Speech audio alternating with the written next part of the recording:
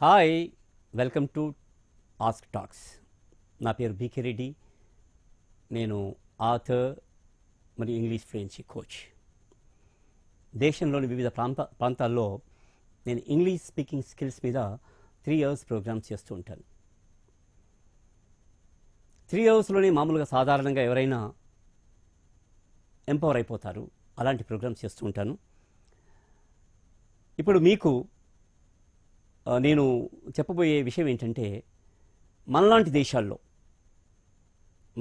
మనలాంటి దేశాల్లో విద్యా వ్యవస్థల్లో ఇంగ్లీషు బోధనా పద్ధతులు మరియు నేర్చుకునే పద్ధతులు ఎలా ఉన్నాయి, ఎలా ఉంటే ఇంగ్లీష్ సులభంగా నేర్చుకోవచ్చు అనే విషయం గురించి మనం చూద్దాం.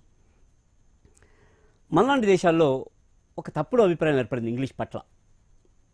ఏంటి అంటే, ఇంగ్లీష్ అంటే చాలా కష్టమైన భాష, ఇంగ్లీష్ నేర్చుకోవాలంటే ఏవేవో కావాలి, గ్రామర్ కావాలి, యాక్సెంట్ తెలుసుకోవాలా, ఇంటనేషన్ తెలుసుకోవాలా, ప్రొనౌన్సియేషన్ తెలుసుకోవాలా, ఇంకేవేవో గందరగోళాలు మనకు చిన్నప్పటి నుంచి స్కూల్ స్థాయి నుంచి కాలేజ్ స్థాయి నుంచి మనలో ఇంజెక్ట్ చేస్తూ ఉన్నారు. వాస్తవానికి ప్రపంచంలో ఉన్న 7,000 పైచిలుకు భాషల్లో ఇంగ్లీష్ కూడా ఒకటి. మిగతా భాషలు నేర్చుకున్నట్టుగానే ఇంగ్లీష్ కూడా నేర్చుకోవచ్చు. కానీ మనలాగా ఇంగ్లీషును పరాయి భాషగా నేర్చుకుంటున్న దేశాల్లో, మన దేశమే కాదు ప్రపంచంలో చాలా దేశాలు ఇంగ్లీషును ఫారిన్ లాంగ్వేజ్గా నేర్చుకుంటున్నాయి. గ్లోబలైజేషన్లో ఇంగ్లీష్కు వచ్చిన ప్రాముఖ్యత బేస్ చేసుకొని ప్రపంచమంతా కూడా విద్యా వ్యవస్థలో ఇంగ్లీష్ బోధిస్తున్నారు, నేర్చుకునే ప్రయత్నం జరుగుతూ ఉంది. మరి సుదీర్ఘకాలం ఇంగ్లీష్ బోధన జరుగుతున్నా కూడా, నేర్చుకునే ప్రయత్నం జరుగుతున్నా కూడా, ఎందుకు మన విద్యా వ్యవస్థల్లో ఇంగ్లీషు నేర్చుకోలేకపోతున్నారు అనేది చాలా ముఖ్యమైన విషయం. ఇక్కడ ఒక ముఖ్యమైన విషయం చెప్పాలి మీకు. సుదీర్ఘకాలం నేర్చుకుంటున్నా కూడా భాష నేర్చుకోలేకపోతున్నారంటే ఒక విషయాన్ని తప్పకుండా అర్థం చేసుకోవాలా. అంటే డెఫినెట్గా మనం నేర్చుకోవడానికి అవలంబిస్తున్న పద్ధతులు కానీ, బోధనా పద్ధతులు కానీ లోపభూయిష్టంగా ఉన్నాయి అని చెప్పేసే విషయం మనం అర్థం చేసుకోవాలా. మీకున్న అనుభవంతో ఒక విషయం చెప్తాను. చిన్నప్పుడు మీరంతా లెక్కలు చేసి ఉండొచ్చు, గణితంలో లెక్కలు చేసి ఉండొచ్చు, ప్రాబ్లం చేసి ఉండొచ్చు. ఒక ప్రాబ్లం, మ్యాథమెటిక్స్లో ఒక ప్రాబ్లం చిన్నదైనప్పటికీ కూడా, ఒక ప్రాబ్లం మీరు చేయలేకపోతున్నారు అంటే, మీ ఆ పరిజ్ఞానం ఉండి కూడా గణితంలో ఒక ప్రాబ్లంని మీరు చేయలేకపోతున్నారంటే, మీరు దాన్ని సాధించలేకపోతున్నారు, ఆన్సర్ రావట్లేదంటే, చాలాసేపు ప్రయత్నం చేసినప్పటికీ కూడా మీకు అర్థం చేసుకోవాల్సిన విషయం ఏంటంటే, డెఫినెట్గా మీరు తప్పుడు ఫార్ములానైనా తీసుకుని ఉండాలా, మీరు దాన్ని సాధనలో అవలంబించే పద్ధతులైనా తప్పై ఉండాలా. సరిగ్గా చేసి ఉంటే మీకు సమాధానం దొరికేది. మన విద్యా విధానంలో కూడా ఇంగ్లీష్ని తప్పుడు పద్ధతుల్లో బోధన జరుగుతూ ఉంది, తప్పుడు పద్ధతుల్లో నేర్చుకునే ప్రయత్నం జరుగుతూ ఉంది. గత 200 ఏళ్ళుగా కూడా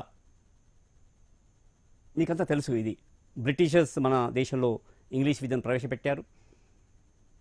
గత 2 శతాబ్దాలుగా కూడా ఇంగ్లీష్ని మనం ఇంగ్లీష్ దేశాల్లో అవలంబిస్తున్న పద్ధతుల్లో బోధిస్తూ, నేర్చుకుంటూ, చదువుతూ ఉన్నాం. ఒక విషయం చెప్పాలి మీకు. ఆ దేశాల్లో చదివే పుస్తకాలు కానీ, అభ్యసన పద్ధతులు కానీ, నేర్చుకునే విధానం కానీ మన దేశాలకు పనిచేయదు. కారణం ఏంటంటే, అక్కడ ఇంగ్లీష్ మాతృభాష, ఇక్కడ పరాయి భాష. అక్కడ పిల్లలు స్కూలుకు వెళ్ళకముందే ఇంటి దగ్గరే ఇంగ్లీష్ ధారాళంగా మాట్లాడ సామర్థ్యం వచ్చేస్తుంది. ఎందుకంటే వాళ్ళ పరిసరాల్లో పేరెంట్స్ ఇంగ్లీష్లో మాట్లాడతారు, వారికి కూడా ఇంగ్లీష్ ఆటోమేటిక్గా వస్తుంది. స్కూలుకు వెళ్ళిన తర్వాత వాళ్ళు ఇంగ్లీష్ని ఒక భాషగా కాకుండా ఒక శాస్త్రంగా నేర్చుకుంటారు, చదువుతారు, లిటరేచర్ లాగా. కానీ అదే పుస్తకాలని మన దేశంలో 200 ఏళ్ళుగా కూడా గుడ్డిగా ఫాలో అవుతున్నాం. మనకు తెలుసు అవి పని చేయట్లేదని, అయినా ఫాలో అవుతున్నాం. ఆ పుస్తకాలని ఆ పద్ధతులని ఇంకా ఎన్నేళ్ళు చదివినా కూడా ఇంగ్లీష్ రాదండి. కాకపోతే గత కొన్నేళ్లుగా ఒక 10 ఏళ్లుగా కొంత మార్పు వచ్చింది పుస్తకాల్లో కూడా.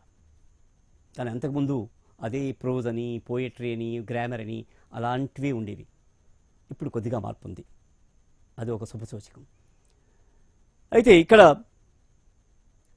మరి మన విద్యా విధానంలో, మన దేశాల్లో, మన చుట్టూ పరిసరాల్లో ఇంగ్లీష్ మాట్లాడే వాతావరణం లేదు కనుక స్కూలుకు వెళ్ళిన తర్వాతే ఆ అవకాశం ఉంది. కానీ స్కూల్లో కూడా 98% స్కూల్లో కూడా పేరుకు ఇంగ్లీష్ మీడియం అయినప్పటికీ కూడా తెలుగులోనే, మాతృభాషలోనే మిగతా అన్నీ జరుగుతుంటాయి. కేవలం ఇంగ్లీష్ని పుస్తక భాషగా రీడింగ్కు, రైటింగ్కి మాత్రమే పరిమితమై నేర్చుకుంటూ ఉంటారు. నేర్చుకోవటం అర్థం అవ్వట్లేదు కనుక బట్టి పట్టడం, పరీక్షలు రాయడం, బట్టి పట్టడం, పరీక్షలు రాయడం, అలా అలా అలా అలా విద్యా విధానం అంతా సాగుతుంది. తర్వాత స్టేజ్లో అర్థమవుతుంది, అయ్యో నాకు ఇంగ్లీష్ మాట్లాడడం రాలేదే అని. అప్పుడు కూడా ఇది డిగ్రీ, పీజీ స్థాయిలో ఉద్యోగాల కోసం పోయినప్పుడు, ఇంటర్వ్యూకి పోయినప్పుడు, అయ్యో నాకు ఇంగ్లీష్ మాట్లాడలేకపోతున్నాలే, అందుకే నేను ఎక్కడ సెలెక్ట్ కావట్లేదని తెలిసినప్పుడు, అప్పుడు కూడా ఏదైనా నేర్చుకుందామని చెప్పేసి ఏదైనా ఇన్స్టిట్యూట్కి పోతే స్పోకెన్ ఇంగ్లీష్ అంటారు. వెళితే అక్కడ కూడా జరుగుతున్న గందరగోళం ఏంటంటే, వారు అనుకుంటారు, ఓహో మీకు ఇంగ్లీష్ రాదా, మీకు ఇంగ్లీష్ రాకపోవడానికి కారణం ఏంటంటే మీకు ఇంగ్లీష్ గ్రామర్ రాదు కనుక మీరు ఇంగ్లీష్ మాట్లాడలేకపోతున్నారని చెప్పేసి అక్కడ జరిగే 2 నెలల కోచింగ్లో, 3 నెలల కోచింగ్లో ఇంగ్లీష్ గ్రామర్ చెప్పడం మొదలు పెడతారు. పార్ట్స్ ఆఫ్ స్పీచ్ అని, టెన్సెస్ అని, యాక్టివ్ వైస్, ప్యాసివ్ వైస్ అని, డిగ్రీస్ ఆఫ్ కంపారిజన్ అని, సింపుల్, కాంపౌండ్, కాంప్లెక్స్ సెంటెన్సెస్ అని. ఇవి నేర్చుకుంటే భాష రాదు. ఇవి నేర్చుకుంటే గందరగోళం పెరుగుతుంది. ఇంకా ఎవరు ప్రపంచంలో భాషని ఈ రకంగా నేర్చుకోరు. ఎవరైనా సాధారణంగా వింటూ మాట్లాడుతూ నేర్చుకుంటారు. మన భారతీయ భాషలు నేర్చుకున్నట్టుగా. మరి స్కూల్ స్థాయిలో ఈ రకంగా పిల్లలకి వినే అవకాశాలు లేవు, మాట్లాడే అవకాశాలు లేవు, మాట్లాడించే ప్రయత్నం కూడా జరగట్లేదు. కేవలం రీడింగ్, రైటింగ్ ద్వారా అభ్యాసం అంతా జరుగుతూ ఉంది. ఈ పద్ధతుల్లో జరుగుతున్న పాఠశాలలో కానీ, కాలేజీ స్థాయిలో కానీ పిల్లలకు భాష రాదు.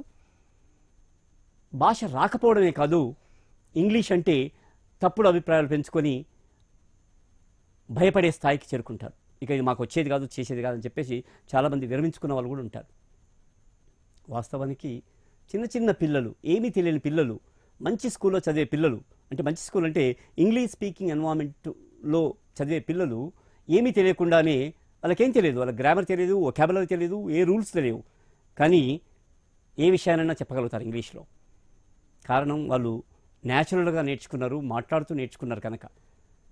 మరి అది ఈ సదుపాయం చాలా స్కూళ్ళలో లేకపోవడం మూలంగా ఇంగ్లీష్ అంటే ఒక భయము, ఇంగ్లీష్ అంటే ఒక భూతంలాగా, ఇంగ్లీష్ అంటే ఒక రాకెట్ సైన్స్ లాగా, ఒక పజిల్ లాగా భావిస్తున్నారు.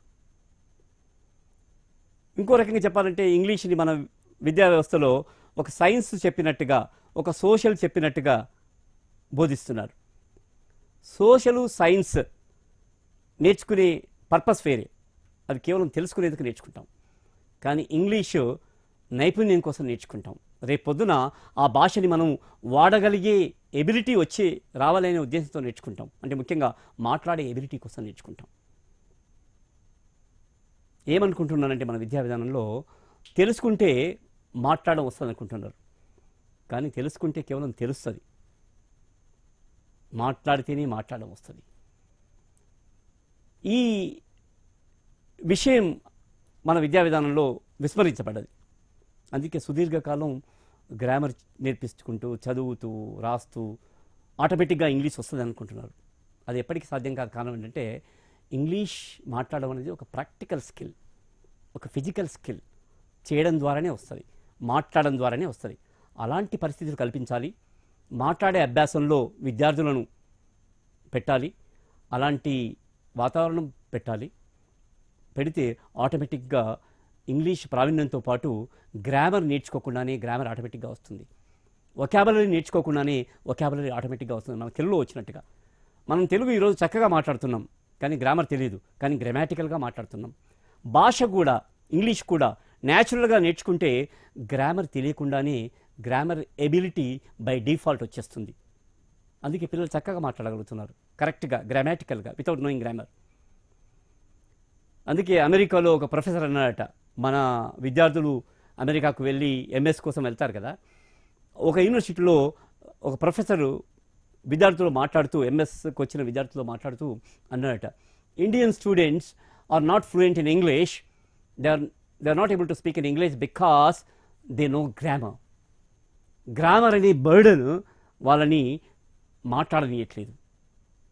ఎందుకంటే మాట్లాడే క్రమంలో ఇక్కడ వాక్యాలను తయారు చేసుకునే సిస్టమ్ మనకు లేదు. ఒక భావన రాగానే చెప్పడానికి ఎక్స్ప్రెషన్స్ రెడీగా ఉండాలి. This is not a production centre of the language, this is only A delivery centre. So సరైన భావనతో మాట్లాడే అభ్యాసంతో అతి తక్కువ టైంలో ఎవరైనా ఇంగ్లీష్ స్పీకింగ్ స్కిల్స్ పెంచుకోవచ్చు. All the best.